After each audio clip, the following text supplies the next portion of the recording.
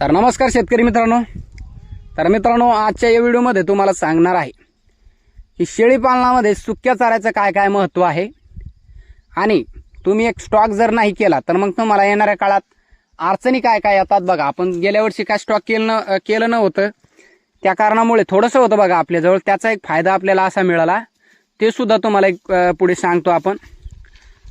बघा मित्रांनो, शेवटपर्यंत व्हिडिओ नक्कीच बघा. फिरस्ती शेळी पालन करत असाल, बंदिस्त करत असाल तर दोन्हीसाठी हा व्हिडिओ खूप चांगला होणार आहे. म्हणजे या व्हिडिओत आपण संपूर्ण माहिती तुम्हाला सांगणार आहे की सुक्या चाऱ्यामुळे काय होतंय किंवा सुक्या चाऱ्याचं महत्त्व तुम्हाला कधी कळेल. पण वेळ आता आहे मित्रांनो. बघा, हे जे बघताय तुम्ही समोर, तर हे आहे मित्रांनो तुरीचं भूस.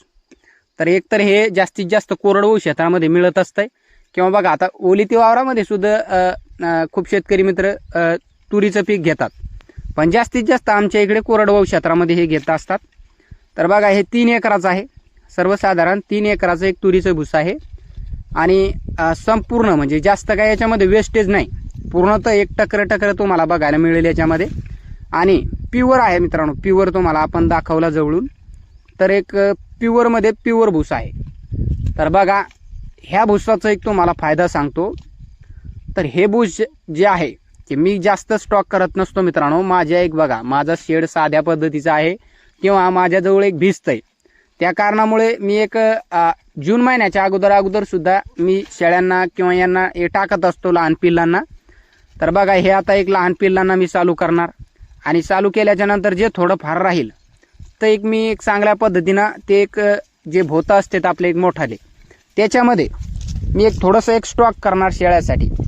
तर बघा, शेळी पालन करत असाल, फिरस्ती करा, बंदिस्त करा मित्रांनो, पण या दिवसामध्ये तुम्हाला एक मिळू शकते हे. आणि एक सोयाबीनचं सुद्धा, एक सोयाबीनची आता वेळ गेली, पण बघा काही जवळ एक स्टॉक असेल, काही जवारात पडेल असेल तर 100% एक स्टॉक करा. आणि स्टॉक केला मित्रांनो तर ते वाया जात नाही. बंदिस्त शेळी पालनामध्ये जे काम करतात ते 100% एक स्टॉक करतात आणि त्यांना माहिती आहे की सुक्या चाऱ्याचं, आणि ह्या सुक्या चाऱ्याचं एक शेळी पालनामध्ये जबरदस्त असा एक महत्त्व आहे. बघा, एक अशा पद्धतीने हे आपल्याला हे एक काम असं येतंय. तर आपलं एक खराटा म्हणजे एक सर्वसाधारण शेडमध्ये एक स्वच्छता करण्यासाठी एक झाडू बनवतो आपण याचे, आणि जे उरलं ते एक शेड साध्या पद्धतीचा शेळी त्याच्यासाठी एक बनवतो आपण शेळ्यासाठी किंवा गायीसाठी. जे वरची एक गेल्या वर्षीची खराब झाली असेल ते पूर्ण रिपेअर करून टाकतो. तर मित्रांनो, हे जे भूस बघता, तर हे भूस आपण आता स्टॉक करणार. काही आपल्या गायींना, काही बैलांना थोडं टाकणार आणि त्याच्यानंतर जे आपले एक शेळ्या आहे तर त्या शेळ्यांसाठी सुद्धा पुढे एक बरसातीच्या टायमाला एक ठेवणार. 4-2 भूतं जेवढे आपल्याला भरून ठेवायचे याच्यामधले चांगले एक शिवून ते एक स्टॉक करणार आपण. शेळ्यांना आपण देत नसतो, पण शेळ्यांना कधी देतो ते सुद्धा सांगतो. पण आता हे आपण लहान पिल्लांना चालू करणार. तर लहान पिल्लं एक अशा आवडीनं खातात बघा. माझ्या शेळ्यांचं सर्वात जास्त आवडीचा चारा जर म्हणला तर हे आहे मित्रांनो. तर याच्यानंतर जर आवडीचा म्हणला तर एक कडबा, आणि त्याच्यानंतर जर बघितला तर सोयाबीनचं भूससुद्धा शेळ्या माझ्या खातात. हरभऱ्याचा भूससुद्धा मी यंदा स्टॉक करणार आहे. ते तुम्हाला सर्व आपण एक स्टॉक केल्याच्या नंतर किंवा ज्या टायमाला स्टॉक करायचं त्या टायमाला व्हिडिओ बनवून आपण अपलोड करणार, की जेणेकरून तुम्ही सुद्धा अपलोड करा. म्हणजे एक सर्वसाधारण तुम्ही सुद्धा स्टॉक जर केला तर तुमचा सुद्धा येणाऱ्या काळात फायदा होऊ शकतोय. तर बघा, ह्या भुसाचं एक महत्त्व तुम्हाला सांगतो. ह्या भुसामुळे जर तुम्ही एक लहान पिल्लांना यांना दिला तर एक जबरदस्त त्यांचं एक वजन वाढवतंय. बघा, आवडीने खातात आणि जी वस्तू एक शेळ्या आवडीने खात असतात त्याच्यामुळे त्यांचं एक फास्ट वजन वाढ होत असतंय. म्हणजे आवड जर त्यांची एक आवडीचा चारा दिला तर चांगल्या पद्धतीचा रिझल्ट आपल्याला बघायला मिळत असतो. तर मित्रांनो, आता माझ्याजवळ कडबासुद्धा येणार आहे. त्या टायमाला तुम्हाला आपण दाखवू की कडबा आपला किती निघाला. आणि सध्या आपण एक हे स्टॉक करतो आणि एक सोयाबीनचं स्टॉक केलं आहे आपण.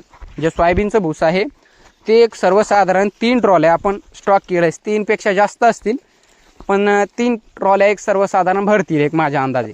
तर बघा, 3 ट्रॉल्या ते एक स्टॉक केलं आणि जे आपले कडबा आहे ते सुद्धा निघणार.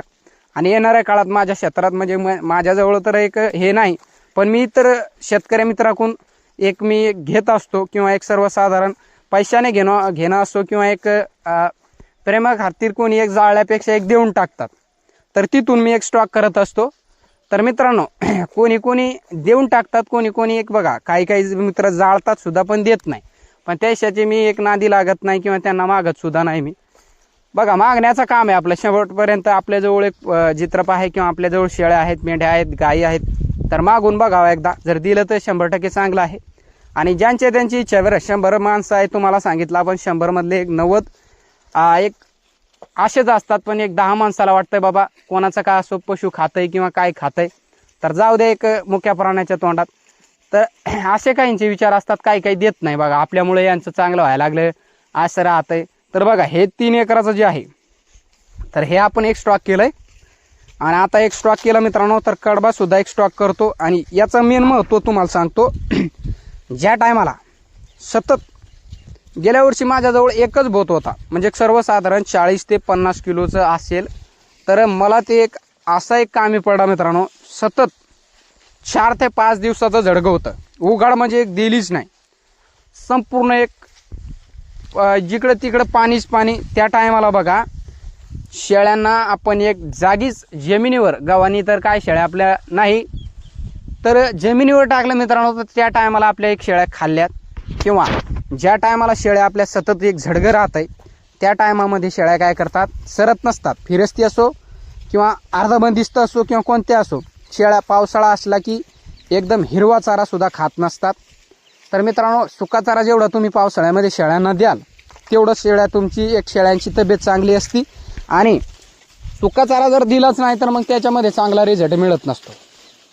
तर सुक्या चारा एक 100% शेळीपालनामध्ये वापरला गेला पाहिजे किंवा तुमच्याजवळ असणं खूप गरजेचं आहे. तर सुका चारा नसेल तर 100% हा व्हिडिओ पाहून का असो मित्रांनो, 4 शेळ्या असेल, 3 असेल, 2 असेल, तर 100% थोडंसं का असो पण स्टॉक करून बघा. आणि स्टॉक केला तर पुढच्या वर्षी पुन्हा तुम्हाला कळतं, एक अनुभव येतं आहे. गेल्या वर्षी माझ्याजवळ 50 किलोचाच एक बोत होता आणि त्या टायमाला मी स्टॉक केलं. तर मला एक त्या टायमाला एक जाणीव झाली की बाबा, आपण जर थोडंसं स्टॉक केला असतं डबल, तर आपल्या शेळ्यांना एक वेळोवेळी आपण ज्या टायमाला पाणी जास्त झालं त्या टायमाला जर टाकलं तर शेळ्यांचं एक पोट भरतं याने. आणि सुक्या चाऱ्यामुळे लवकरात लवकर शेळ्याचं पोट भरत असतंय.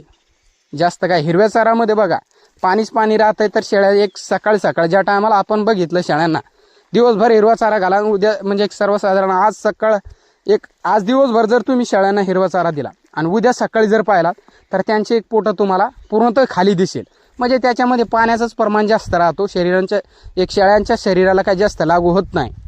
तर बघा मित्रांनो, सुका चारा आपण स्टॉक करतो. तुमच्याजवळ जवळपास असेल, तुरीचा नसेल एवढा प्युअरमध्ये, मशिनीतून काढा असेल ते सुद्धा स्टॉक करा. काही नसलं तर 100% शेळ्या जे आहे ते सगळं संपूर्ण खातात. तर सांगण्याचा मुद्दा बघा, ज्या टायमाला जून महिना चालू होतो त्या टायमाला एक माझ्या फिरस्ती शेळ्या आहेत, कवळं गवत खातात. जे कवळं असतं तर त्याच्यामुळे काही शेतकरी मित्र आहेत त्यांच्या शेळ्यांना संडास सुद्धा लागते. तर मित्रांनो, त्या टायमाला सुद्धा तुम्ही एक थोडंसं, जे टायमाला गवताला एक कांडी धरत नाही किंवा गवत चांगला हे होत नाही तोपर्यंत थोडा जर शेळ्यांना असा सुका चारा दिला त्या टायमाला सुद्धा शेळ्यांची तब्येत चांगली राहते. तर मित्रांनो, सांगण्याचा मुद्दा बघा, मी करतोय आणि मी जे गोष्टी करत असतो तेच तुम्हाला सांगतो. आणि येणाऱ्या काळामध्ये तुम्हाला खूप जबरदस्त याचा एक जाणीव तुम्हाला होईल. पण त्या टायमाला तुमच्याजवळ एक नसतंय, तर आता आहे तर स्टॉक करा. कसा वाटला व्हिडिओ कमेंट करून सांगा. व्हिडिओ पाहायला